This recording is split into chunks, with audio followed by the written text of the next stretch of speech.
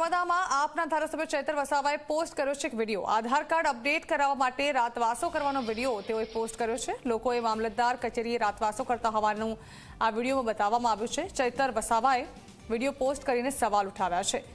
આપના ધારાસભ્યએ સરકારની કામગીરી સામે સવાલ કર્યા છે।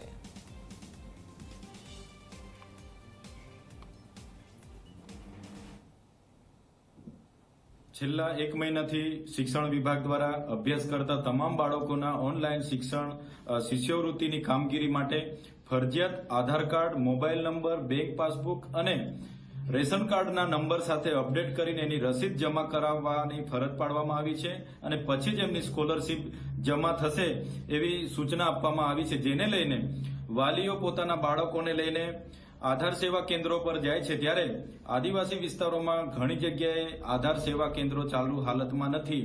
અમારા ડેડિયાપાડા વિસ્તારની જ વાત કરીએ, માત્ર ICDS એક આધાર સેવા કેન્દ્ર ત્યાં ચાલુ છે અને 3 ગ્રામ પંચાયતોમાં ચાલુ છે અને એની સિવાયના મામલતદાર, BSNL, પોસ્ટ ઓફિસ, SBIના આધાર કેન્દ્ર બંધ છે। આના કારણે અનેક લોકો પોતાના બાળકોને લઈને રાત્રિના દરમિયાન આવે છે, ત્યાં જ રાતોવાસ કરે છે અને બીજા દિવસે 150 થી 200 થી પણ વધારે લોકો લાઈન પર ઉભા રહે છે।